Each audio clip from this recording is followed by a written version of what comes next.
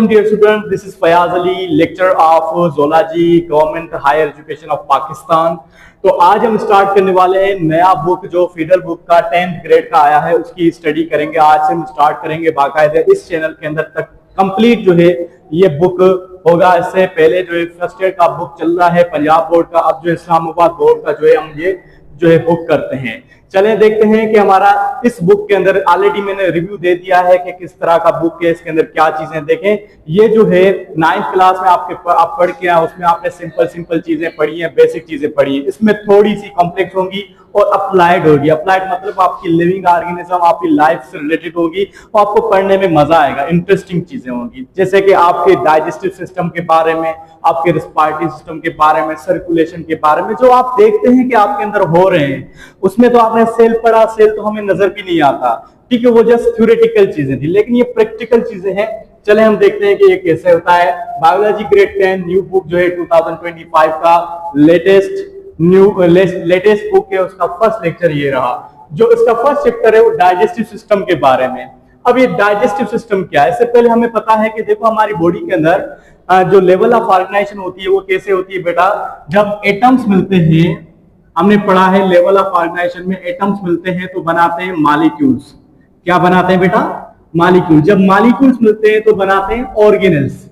क्या बनाते हैं बेटा? ऑर्गेनेल, जिनको little organs of the cell कहा जाता है, जिनका अपना अपना काम होता है सेल के अंदर, जैसे माइटोकॉन्ड्रिया, एंडोप्लाज्मिक रेटिकुलम वगैरह। ये जब ऑर्गेनेल्स मिलते हैं तो बनाते हैं सेल, जो कंप्लीट लिविंग ऑर्गेनिज्म भी कहला सकता है। अब सेल जब आपस में मिलते हैं तो बनाते हैं टिश्यू, और टिश्यू जब आपस में मिलते हैं तो बनाते हैं आर्गान, और आर्गान जब मिलते हैं तो बनाते हैं आर्गान सिस्टम।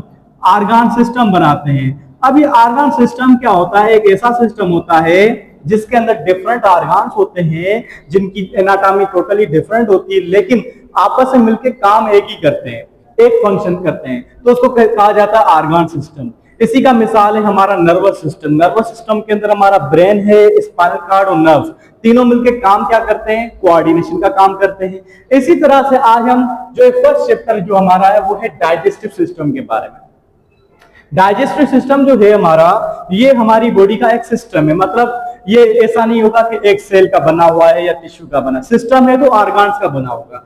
तो ये ऑर्गन्स का बना हुआ एक सिस्टम है जिसका काम है डाइजेस्ट करना। डाइजेस्ट किसे कहते हैं? डाइजेस्ट अमूमन हम लफ्ज इस्तेमाल करते हैं कि इसको ये बात डाइजेस्ट नहीं हो रही, हजम नहीं हो रही। डाइजेस्ट मतलब किसी को एब्सॉर्ब करना। तो डाइजेशन या डाइजेस्टिव सिस्टम हमारा ऐसा सिस्टम है जो हमारे बॉडी के अंदर जो हम फूड लेते हैं उसको डाइजेस्ट करके सिंपल फॉर्म में कन्वर्ट करता है। That is called digestive system.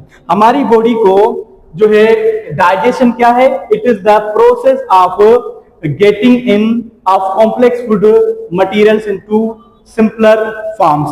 जैसे कि देखो हमारे सेल्स जो है, हमारा बॉडी जो बनी होती है सेल्स की, our basic unit is cell, structural function of life.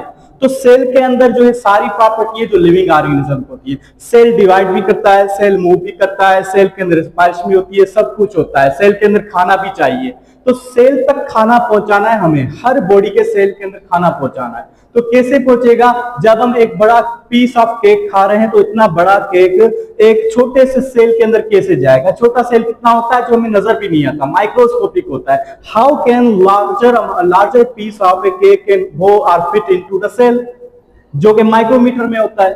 तो इसीलिए हमें क्या करना होगा? हमें ऐसा सिस्टम चाहिए जो उस फूड को जो हम ले रहे हैं उसको डाइजेस्ट करके, मतलब उसको पीसेस में कन्वर्ट करके, कॉम्प्लेक्स फूड मटेरियल को सिंपलर में कन्वर्ट करके एब्सॉर्बेबल की फॉर्म में बनाए, तो उसको कहते हैं डाइजेशन। और उसमें जो ऑर्गन्स इन्वॉल्व होते हैं तो उन ऑर्गन्स को मिला के टोटली जो सिस्टम बनता है उसको कहते हैं डाइजेस्टिव सिस्टम। अब पता चला कि डाइजेशन और डाइजेस्टिव सिस्टम में क्या फर्क है। डाइजेशन क्या है? It is the process of converting larger into simpler food molecules. जैसे कि एक फूड होता है ना, एक फूड जो है उसके अंदर क्या क्या चीजें होती हैं? सब चीजें मिक्स्ड होती हैं, लेकिन उसमें से हमें निकालना क्या है? प्रोटीन्स निकालने हैं, ठीक है, कार्बोहाइड्रेट्स निकालने हैं, सब चीजें निकालनी। कार्बोहाइड्रेट्स में भी सिंपल यूनिट्स होते हैं, प्रोटीन के भी सिंपल यूनिट्स होते हैं, जैसे अमाइनो एसिड्स, उन सबको अलग करना ताकि सेल के अंदर फिट हो सके। तो उसके लिए उसको ग्रीन करना होगा केमिकली और मैकेनिकली उसको डाइजेस्ट करना होगा, तोड़ना होगा, ताकि जो है वो सेल के अंदर फिट हो सके। तो उस प्रोसेस को कहते हैं डाइजेशन। अच्छा, डाइजेशन के लिए क्या होता है, फूड को अंदर जो है एब्सॉर्बेबल फॉर्म में बनाया जाता है। अब सवाल ये पैदा होता है, फूड की जरूरत क्यों पैदा होती है? Why do we need food? हमें फूड चाहिए डिफरेंट एक्टिविटीज ऑफ लाइफ करने के लिए। शॉर्टली बताता हूं, हमें ग्रोथ भी हो रही है हमारी बॉडी के अंदर, हमारी बॉडी के अंदर चीजें न्यू बन भी रही है, तो फूड हमें चाहिए होता है। फूड जो चाहिए होता है इन प्रोसेसेस के लिए, we need food for synthesis of new products जो हमारी बॉडी के अंदर होते हैं। ठीक है, जैसे नेल हमारे बन रहे हैं, जैसे हेयर्स बन रहे होते हैं, स्किन हमारी जो है डैमेज होती है, न्यू बन रही होती है। ठीक है, ये तो सिंथेसिस के लिए। दूसरा, एनर्जी के लिए, हम जो काम कर रहे हैं उसके लिए एनर्जी भी तो चाहिए ना बेटा, तो उस एनर्जी के लिए भी फूड चाहिए। ठीक है, इसके अलावा जो हमें जो है फूड चाहिए, वो चाहिए रिप्रोडक्शन के लिए। रिप्रोडक्शन मतलब अपने जैसे बच्चे पैदा करना, उसके लिए भी फूड चाहिए, उसके लिए भी एनर्जी चाहिए। ठीक है, और जो खराब मादे हैं उसको बाहर निकालने के लिए भी एनर्जी चाहिए। So this is the main purpose of taking food. अगर हमें फूड नहीं मिलेगा तो सरवाइव नहीं कर पाएंगे, क्योंकि हर सेल के पास एनर्जी नहीं होगी और वो काम नहीं करेंगे तो डेड हो जाएंगे। ठीक है, अच्छा, अब न्यूट्रिशन या डाइजेशन का जो प्रोसेस है, अच्छा, न्यूट्रिशन और डाइजेशन में फर्क है। Nutrition is the process of taking food. Nutrients हमें मिले। न्यूट्रिएंट्स क्या होते हैं? जो काम की चीजें हैं। और फूड के अंदर काम की चीजें होती हैं, कुछ कुछ काम की चीजें नहीं होती हैं। फूड जब टोटली जो डाइजेस्ट होके उसमें से फिर काम की चीजें जो आती है हमारी बॉडी में, तो उसको कहते हैं न्यूट्रिएंट्स। बाकी जो काम की चीजें नहीं होती उसको कहते हैं फीसिस या फीकल मटेरियल, जो बाहर जाता है बॉडी से इगेशन के प्रोसेस से। तो ये फर्क है न्यूट्रिशन और डाइजेशन। मीन्स डाइजेशन जो है वो न्यूट्रिशन का एक स्टेप है। ठीक है, digestion is the part of nutrition. अच्छा, अब स्टेप कौन से होते हैं डाइजेशन के? सवाल ये पैदा होता है। सिंपल, देखो, किसी भी चीज के स्टेप्स होते हैं, उस स्टेप से कोई चीज जो है कवर होती है। अब डाइजेशन के कौन से स्टेप्स हैं? डाइजेशन के जो स्टेप्स होते हैं वो 5 स्टेप्स होते हैं। ठीक है, हम जो डाइजेशन करते हैं एनिमल के अंदर, ह्यूमन के अंदर, स्पेशली हम ह्यूमन की बात करें, ये हमारा पूरा डाइजेस्टिव सिस्टम है जिसके अंदर सारे ऑर्गन मौजूद हैं। ये आपका यहाँ पे माउथ होगा, फिर ये इसोफेगस होगा, फिर स्टोमक, फिर स्मॉल इंटेस्टाइन, लार्ज इंटेस्टाइन, फिर एनस। ठीक है, अब इसको जो है डाइजेस्ट करने के लिए इन पूरे ऑर्गन से निकलना होगा। इस पूरे ऑर्गन्स के टोटल जो है मजमूए को कहते हैं एलिमेंट्री कैनाल। ठीक है, एलिमेंट्री कैनाल। उसके साथ फिर एक्सेसरी ग्लैंड्स भी अटैच्ड होते हैं, तो उन दोनों को मिलाकर कहते हैं डाइजेस्टिव सिस्टम। अदरवाइज वो जस्ट एलिमेंट्री कैनाल है, स्टोमक वगैरह, ये हम नेक्स्ट लेक्चर के अंदर पढ़ेंगे। आज हम पढ़ेंगे स्टेप्स कौन से डाइजेशन के। First of all, first step, ये स्टेप है ingestion, digestion, absorption, assimilation, egestion. अब फर्स्ट स्टेप जो है इंगेशन। What is ingestion?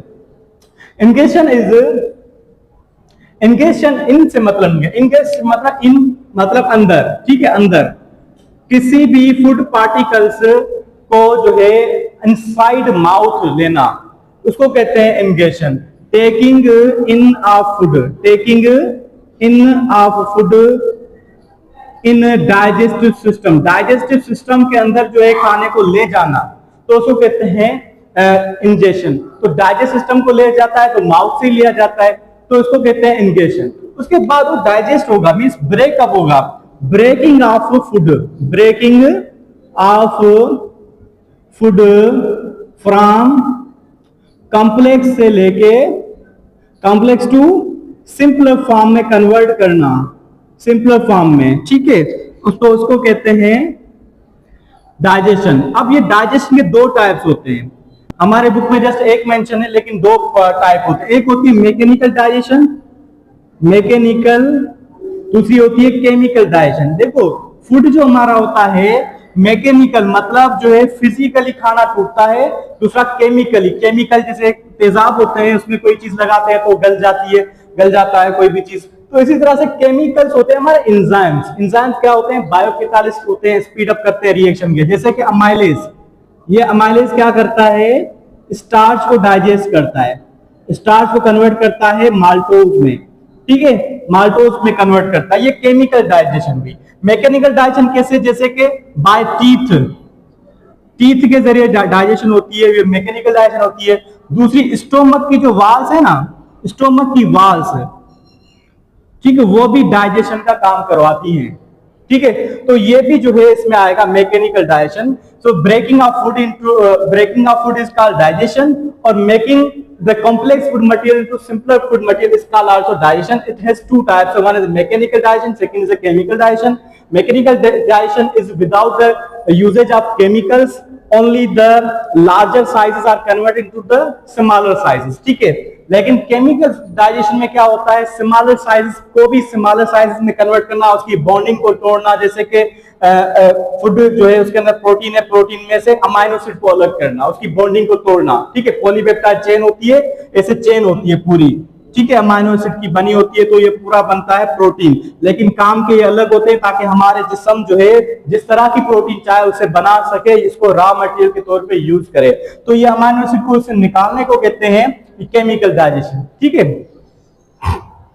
उसके बाद जब डाइजेस्ट हो गया खाना, तो वो बॉडी के अंदर जाएगा, बॉडी के हर पार्ट में जाएगा और हर सेल के अंदर जज़ब होगा।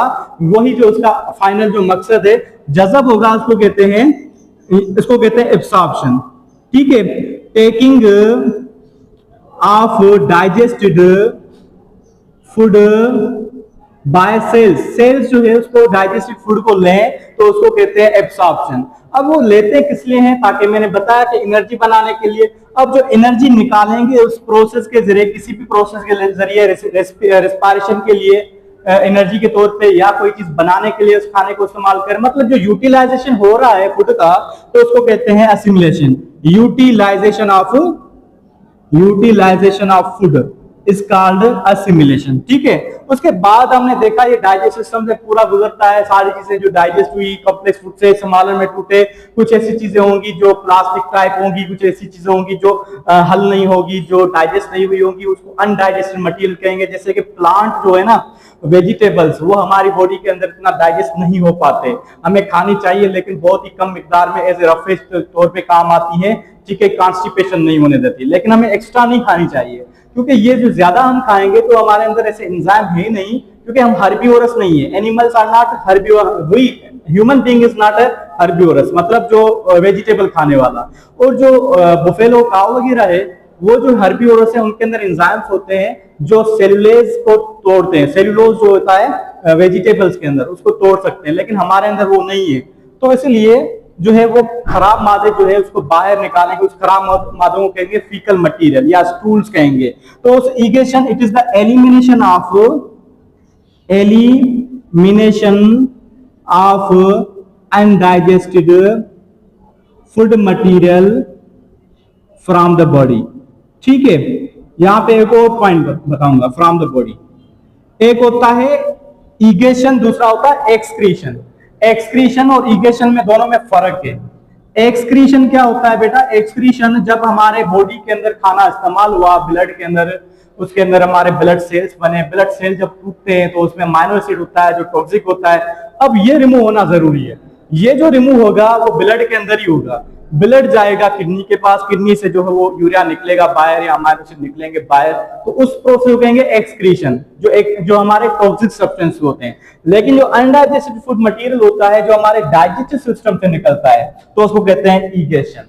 ठीक है, so this is all about today's lecture. हमने क्लियर किया, पूरा रिवाइज करता हूं वापस। हमारी बॉडी के अंदर आर्गन सिस्टम्स होते हैं। एक मिनट, माइक चेक करना पड़ता है हमेशा के, तकरीबन ऐसा होता है बेटा। हम जो वीडियो बनाते हैं ना, इसके पीछे बहुत मेहनत होती है, सिंपल नहीं होता। इसमें कभी जो है माइक काम करना छोड़ देता है, कभी इलेक्ट्रिसिटी का इशू होता है, ठीक है, कुछ भी हो सकता है। तो इतनी मेहनत करते हैं, इसलिए आप अप्रिशिएट करें, चैनल को सब्सक्राइब करें, बेल आइकन को प्रेस करें, अपने दोस्तों के साथ शेयर करें। ये अगर आप चाहते हैं कि आप भी बढ़े, आपके दोस्त भी बढ़े, तो उनको ये सजेस्ट करें मेरा चैनल। अब ये पूरा बुक जो है मैं यहाँ पे लेक्चर जो अपलोड करूंगा, एक चीज भी मिस नहीं करूंगा, इसकी एक्सरसाइज भी करवाऊंगा। इंशाल्लाह आपके पेपर्स भी अच्छे होंगे, आपकी आगे की डॉक्टर बनने की ख्वाहिश भी पूरी हो जाएगी। ठीक है, अच्छा, अब हम पढ़ेंगे इसको पूरे को, हम जो है थोड़ा रिवाइज करते हैं। What is this digestive system? Digestive system एक ऐसा सिस्टम है, आर्गन सिस्टम है, जो हमारे अंदर खाने को तोड़ के सिंपल फॉर्म्स में कन्वर्ट करता है, ताकि हमारे हर सेल्स के अंदर एब्सॉर्ब हो सके। तो उसके लिए हमारे डाइजेशन के लिए 5 स्टेप्स होते हैं: इंजेक्शन, डाइजेशन, एब्सॉर्प्शन, असिमिलेशन, इगेशन।